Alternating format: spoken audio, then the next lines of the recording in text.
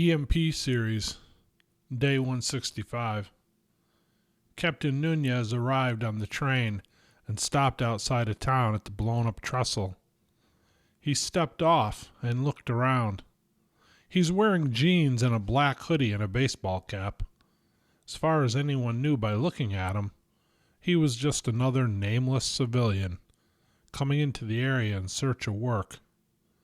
Word had spread throughout the state and beyond that the military was hiring civilians to work on the rebuilding of the trestle, and that the railroad was also hiring workers to revitalize the old track system and grow the train service. Edwin Nunez was well versed in the art of becoming the gray man. He could blend himself seamlessly into any crowd without so much as a second look from anyone. Today, he was here to meet with Lieutenant Saunders. Lieutenant Saunders, of course, had no way of knowing that Captain Nunez was coming. Section 7 had completed the vetting of Lieutenant Saunders, and Captain Nunez was going to meet with him in person to finalize his recruitment. So far, their communications all had dealt in the theoretical or the hypothetical. Nunez was careful not to give away any mission specifics, while at the same time figuring out where Saunders stood on certain issues and ideologies. With the vetting completed and a strong sense of who Lieutenant Saunders was, Edwin Nunez now had the most sensitive part of the recruitment before him. He must proceed very cautiously with Saunders. If he had misread him, even in the slightest way, the mission OPSEC could be in jeopardy. Even though Captain Nunez had done this countless times before and was very proficient at it, he still needed to move ahead very carefully. Nunez boarded the old bus that was used to bring people and supplies from the train into town. When the bus arrived in town, Nunez got off and headed for the diner. Buddy Tanner, watching through his binoculars from the ridge, didn't even give him a second glance as he scanned by him observing the crowd. Roger woke very early. He sat against his tree looking out over the expansive valley that rolled out below him. He read his Bible every morning and absolutely loved the view from this spot in the mountains. Callie woke and fed her kids. She approached Roger and sat beside him. "Are you sure you want to do this?" she asked him. "I'm sure," he replied. Then he smiled at her and asked, "Are you sure you want to do this?" She told him that she needed herself and her children to be with family. "Absolutely sure," she said. Roger got up, broke camp, and packed the horses. He asked to see the judge that Greg had given her. When she produced it, Roger emptied the .45 rounds from it and put them in his pocket. He took out a bag with 410 shotgun shells in it and started loading the gun with them. When he closed the cylinder and handed it back to her, he said, "The first round is bird shot. It'll shoot a wide pattern, and there's not much chance of missing whatever it is you're firing at. The rest is double-aught buck, and they should finish the job. If you need it, just be steady and don't forget to breathe," he told her. She nodded and placed the gun in her jacket pocket. He pulled out a map, scratched some notes with a pencil and drew a line over the route that they would take, and then folded the map back up and placed it in his saddlebag. Before they rode down off of the mountain, he paused to take one last look at the view. He reached for her hand, and together they prayed for a safe journey. They both knew that they would need God's hedge of protection around them if they were to make it safely to their destination. They set out, heading into the valley below. Major Stillman was not happy when he heard the news of the board's vote to decrease his involvement in the area and to eventually end it altogether. He shouted at his clerk, sitting in the outer office, "Get Carl Fairley over here now!" The clerk informed him that Carl had not yet reported in for the day. Major Stillman looked at his watch and mumbled to himself, "What in the world is going on around here?" Then he told the clerk, "I want to know the second he arrives in town." He stormed off and went over to the trading post. In the back office, sitting at his desk, was Leroy McMillan. The major charged in and started screaming at him about the vote. And why hadn't he been able to steer it in their direction? How useless and incompetent he was. McMillan just sat there and listened, taking it all in. Deep down, he was afraid of Major Stillman. He wasn't about to challenge him in any way. "I'm sorry," McMillan said. "What could I have done? We were outvoted 3-2. That new member you put on the board didn't do us any favors, Major." Stillman glared at McMillan, and he instantly stopped talking and just looked down at his desk. Major Stillman leaned forward. With a single sweep of his right arm, he cleared the contents of McMillan's desk onto the floor. "Useless," he repeated as he stormed out. When he walked back into his own office, his clerk handed him the minutes from last night's board meeting. "I just need your signature on this, Major, and I can include it in tomorrow's outgoing mail." Major Stillman took it from him and started to read it. He stopped, looked at the clerk with fury in his eyes, and crumpled the report up, tossed it in the waste pail.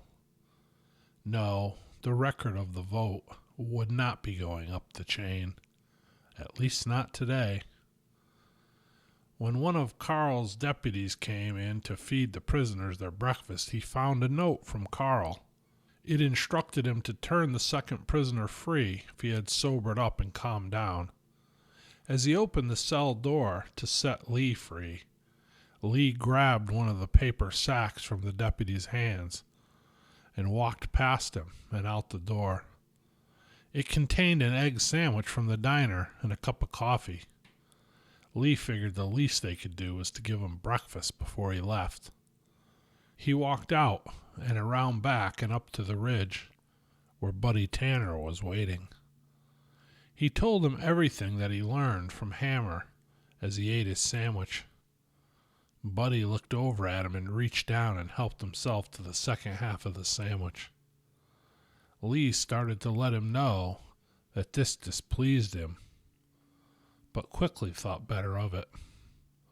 For a brief moment, Lee, who was sitting behind Buddy, entertained the notion that he could pick up the rock that was beside him and in one quick motion deliver it to the back of Buddy's head, ending his miserable life. Then he, like Roger, could be free to live his own life. He reasoned that maybe by doing so he could avoid the fate of Little Bear or Hammer, who, without a thought, was exiled to prison by Buddy, when they could have easily walked in there and set him free. Lee stared at Buddy for a second, and the thought was gone. Lee knew that Roger would never escape the MC's wrath. Buddy would make sure of that. Even if simply for no other reason than to dissuade other members from having thoughts like the one Lee just had. Lee remembered how as a young man he first came to be with the MC, how the life attracted him, the parties and the women, the way they could do whatever they wanted to do with little or no boundaries. He remembered how freeing it seemed to not have to get up every day and slog off to some mundane job just to eke out a meager living. But now, here he was all these years later, a slave to this life, an indentured servant to the likes of men like Buddy Tanner. As he pondered his life and where it had brought him, he was not happy. The party faded somewhere along the way. He wasn't even sure when or where or how. He just woke up one day a few years back and realized his life was not his own, and that there was nothing he could do about it. Nothing that he knew about anyway. Then he thought of Roger, his brother in the MC for many years. He had escaped. He had taken his life back.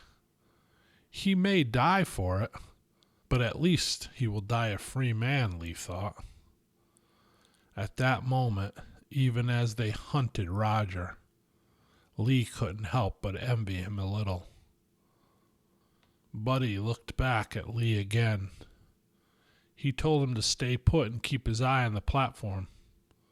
I'm going down to get a letter off to our contact in the railroad back home. I want him to get the word back to the club to send more guys up. 6 should do the job. If they travel separately in pairs, they won't attract attention. Lee asked what job he was talking about. He was still working on the details, and it was a need-to-know basis only. He would let him know when the time came for him to know. With that, he got up and doubled back and around down the hill into town. As Lee lay prone on the bank watching the platform through the scope of his rifle, as his master had ordered, he watched Buddy descend the bank and walk toward the street. There was a drainage culvert just this side of the road.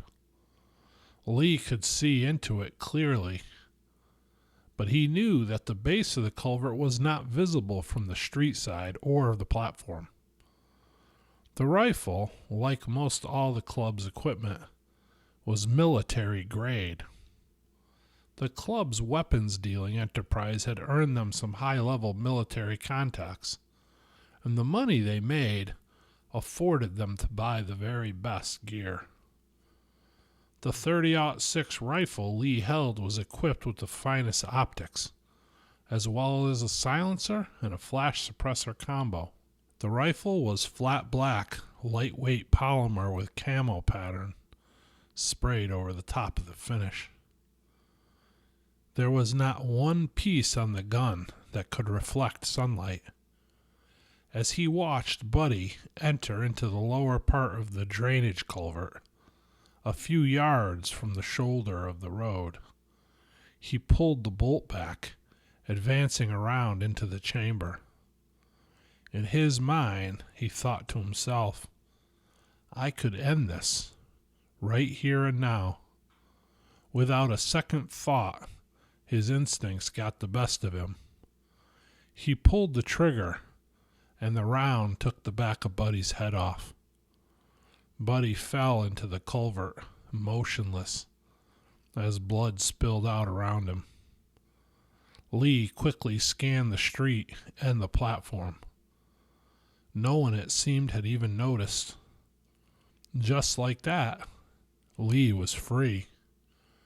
In one unbridled release of emotion and instinct, Buddy Tanner was gone. The club would not be receiving word to send more men. Roger would be free to disappear, and so would Lee.